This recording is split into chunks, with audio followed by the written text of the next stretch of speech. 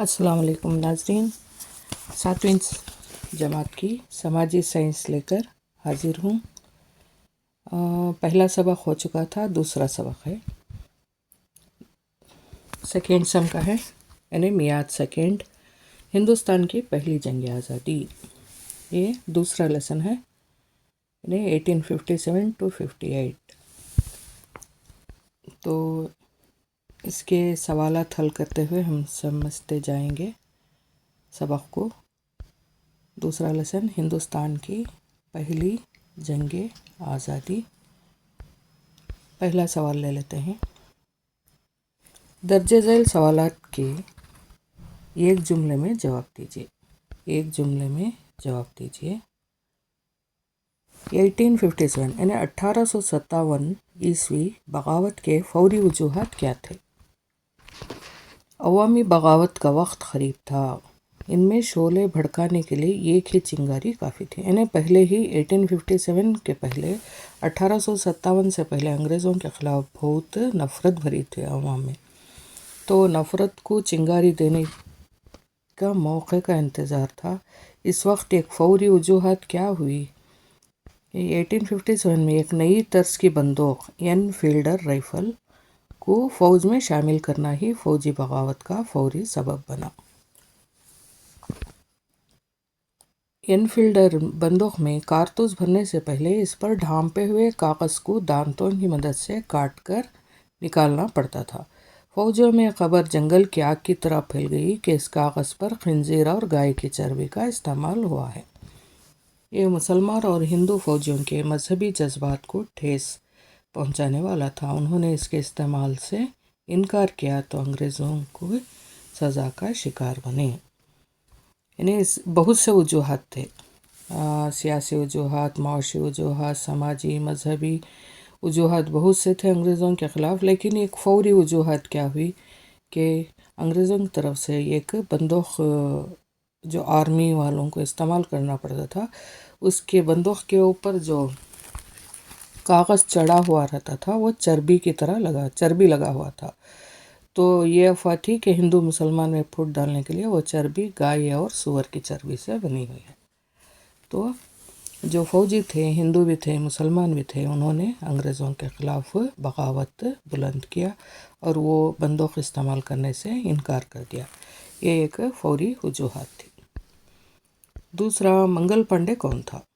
Mangal Pandey East India company کے ماتحت، یعنی ہندوستانی فوجی تھا۔ یہ بنگال کے فوجی دستے میں کام کرتا تھا۔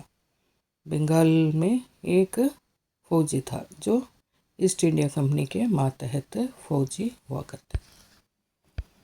1857 کے بغاوت کا کوئی ایک نتیجہ بتلائیے۔ حالانکہ 1857 کی بغاوت تو ناکام ہو گئی، کیونکہ اس وقت اتحاد نہیں تھا تمام ریاستوں میں، ان کے اپنے مسائل کو لے کر وہ اتحاد نہیں تھے، لیکن جیسا بھی ہوا، لیکن اس کے نتائج بہت اچھے نکلے۔ تو یہ جدوجہد ناکام ہونے کے باوجود طویل مدت کے نتائج نکلے۔ اس جدوجہد کے نتیجے میں ایسٹ انڈیا کمپنی کی حکومت کا خاتمہ ہوا اور ہندوستان کی حکومت کا اقتدار اور ملکہ برطانیہ نے اپنے ہاتھوں میں لے لیا۔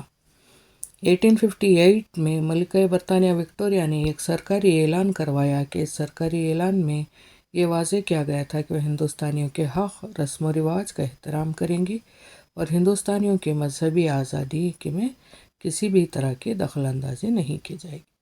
تو یہ نتائج تھے۔ وہاں ایک نتیجہ پوچھا ہے، کوئی بھی ایک نتیجہ لکھ سکتے ہیں۔ 1857 کی یعنی 1857 کی جدوجہد کو ہندوستان کی پہلی جنگ آزادی کہہ کر کس نے کہا؟ یعنی انگریز تو سے ہندوستان کی پہلی جنگ آزادی کا نام نہیں دے رہے تھے، لیکن پھر کون دے رہے تھے؟ ہندوستانی قومی مورخین نے اسے عوامی عظیم بغاوت کہتے ہوئے ہندوستان کی پہلی جنگ آزادی کا نام دیا۔ اس کے علاوہ اس جدوجہد کو ملک کی آزادی کے لیے ہوئی پہلی جنگ کہنے والے پہلے شخص ونائک دامودر ساورکر تھے۔ پٹابھی سیتا رامیا نے بھی اس کو ہندوستان کی پہلی جنگ آزادی کہا۔ تو یہ مختصر سوالات تھے۔ اب یہاں پر مختصر نوٹس۔ ہندوستان کی پہلی جنگ آزادی کے وجوہات. جیسا کہ میں نے کہا، ہندوستان کی پہلی جنگ آزادی جسے بغاوت سپاہی مٹنی بھی کہتے ہیں، سپاہیوں کی بغاوت بھی کہتے ہیں، اس کے وجوہات کئی تھے. تو ہم پہلا دیکھ لیتے ہیں سیاسی وجوہات. یعنی اس وقت سیاسی وجوہات کیا تھے؟ انگریز کے فتوحات اور دانشاہی الغار کی حکمت پالیسی نے عام طور پر ہندوستان حکمرانی طبقہ اور عوام کے جذبات کو ٹھیس پہنچایا. لیکن سیاسی وجوہات کیا دیکھ لیتے ہیں. لارڈ ویلزلی، یہاں سے لکھ سکتے ہیں آپ، لارڈ ویلزلی کے عہد معاونت اور لارڈ ڈلہوزی کے مسئلہ الحاق کی حکمت عملی سے کئی راجاؤں اور نوابوں کو اپنی حکومتیں کھونے پڑی. ستارا، جے پور، سنبل پور، ادے پور، جھانسی، اودھ وغیرہ ریاستیں ڈلہوزی کی حکمت عملی کا شکار بنیں. سیاسی تناؤ کی وجہ سے مغل بادشاہ شاہ بہادر شاہ ظفر صرف نام و نہاد کے بادشاہ بن کر رہ گئے تھے. اس کے علاوہ چند راجاؤں کے وظیفے بھی روک دیے گئے تھے اور خطابات کو منسوخ کر دیا گیا تھا.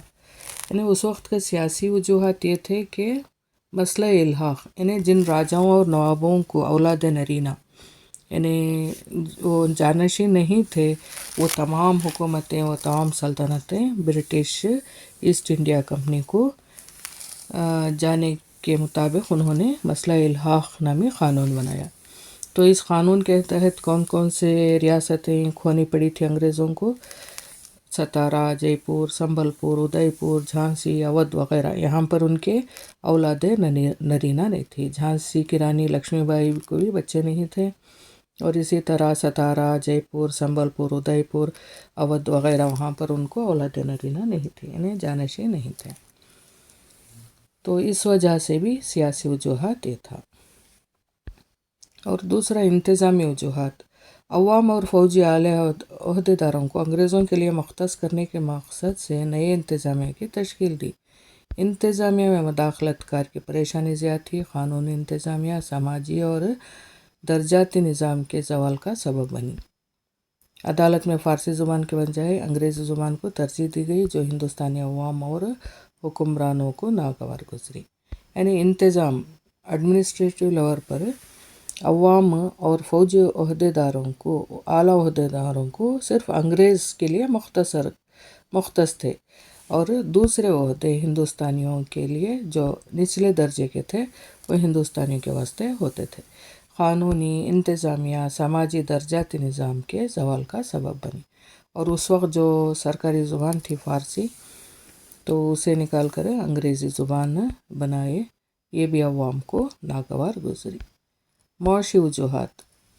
یعنی انگریز اپنے فائدے کے لیے مال و دولت کو لوٹنے کی غرض سے اپنے سیاسی طاقت کا استعمال کیے. انگریزوں کی تجارتی دلچسپی ہندوستان کی چھوٹی صنعتیں اور گھریلو صنعتوں پر برا اثر پڑا. زمینی محصول کی حکمت عملی ناگوار تھی. تعلق دار زمینداروں کے مقام و مرتبے، آمدنی کے ذرائع کو چھین لیا گیا. بڑے پیمانے پر دولت بیرون ممالک لے گئے. کاشتکاری کاروبار بن جانے سے کسانوں کی معاشی حالت کمزور ہو گئی. اس وقت قحط سالی سے لاکھوں کی جانیں چلی گئی. یہ تمام نکات ہندوستان کو غریبی کی طرف لے گئے. یہاں پر مختصر نوٹ پوچھ کر ہے، یہ آپ پر ہے کہ آپ کتنے لائن ریجیکٹ کر کے کتنے لائن لکھ سکتے ہیں. یعنی معاشی وجوہات کیا تھے؟ اس وقت جو را مٹیریل ہوتا تھا، کچا جو ذخیرہ ہوتا تھا، وہ پورا انگلینڈ جاتا تھا. وہاں سے جو اشیاء بن کر آتی تھی وہ بہت مہنگی ہوتی تھی. تو یہاں پر لوگوں کو مال تیار کرنے کے لیے تو پورا یہاں سے کچا مال لے جاتے تھے. یہاں کے لوگوں کو کچا مال نصیب نہیں ہوتا تھا، لیکن وہاں سے جو چیزیں آتی تھی بہت مہنگی ہوتی تھی. تو چھوٹی چھوٹی دستکاریاں لوگوں کے کام کاج پورے ٹھپ ہو گئے تھے، اور کاشتکاری بھی ایک کاروبار کے جیسا بن گئی تھی. تو اس سے بہت سے ہندوستان کو غریبی کی طرف لے گئے. بہت سے یہ معاشی وجوہات تھے. اور سماجی مذہبی وجوہات کیا تھے؟ سماجی و مذہبی نکات بھی بغاوت پھوٹنے کی وجہ تھی. انگریز ہندوستانیوں کو غیر مہذب، ان سویلائز سمجھتے تھے. ہندوستانیوں کو خنزیر، کالے انسان وغیرہ سے مخاطب کرتے تھے۔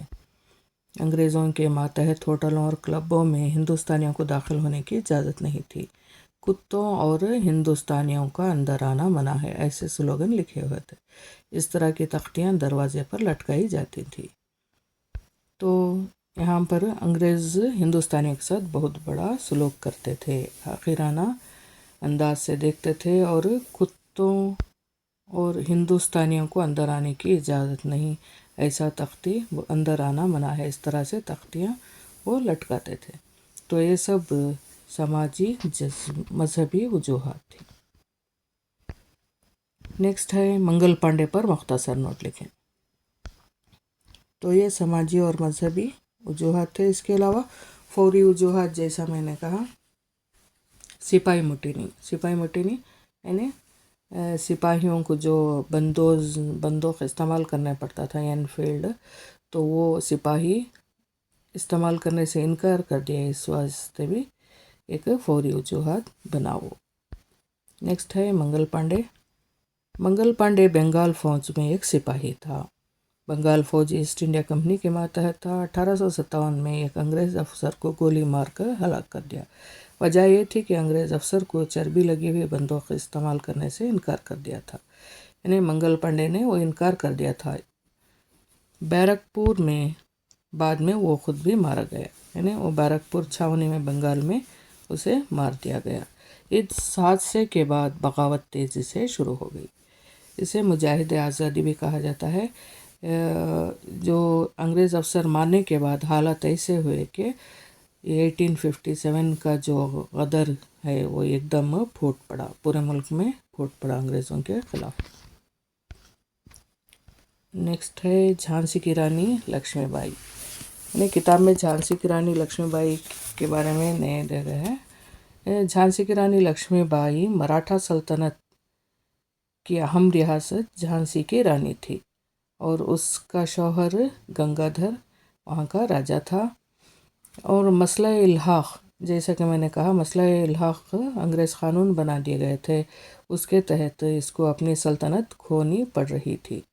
تو اس نے انگریزوں کے خلاف بغاوت بلند کیا اور انگریزوں کے خلاف آواز اٹھائی، اور اپنی ہار نہ مانی، میدان جنگ میں ہی وہ شہید ہو گئی۔ بہادر شاہ ظفر چوتھا۔ بہادر شاہ ظفر مغل سلطنت کے 20ویں اور آخری شہنشاہ تھے۔ 1775 میں وہ پیدا ہوئے، اور ان کے والدین مغل بادشاہ اکبر دوم تھے، اکبر اول نہیں، اکبر دوم تھے۔ 1862 میں رنگون میں جیل میں انتقال ہوا۔ 1857 میں انگریزوں نے دلی کو قبضہ کر لیا تھا۔ عوام انہیں شہنشاہ مانتے تھے، لیکن وہ نام نہاد کے شہنشاہ رہ گئے تھے۔ بغاوت کے بعد، اس غدر کے بعد، انگریز انہیں اریسٹ کر کے برما کی جیل میں رکھا تھا، وہیں وہ جیل میں ہی انتقال ہوا۔ تو یہ تھے دوسرے لیسن کے سوالات کے جوابات۔ تیسرا لیسن کا لے کر حاضر ہوتی ہوں۔ السلام علیکم۔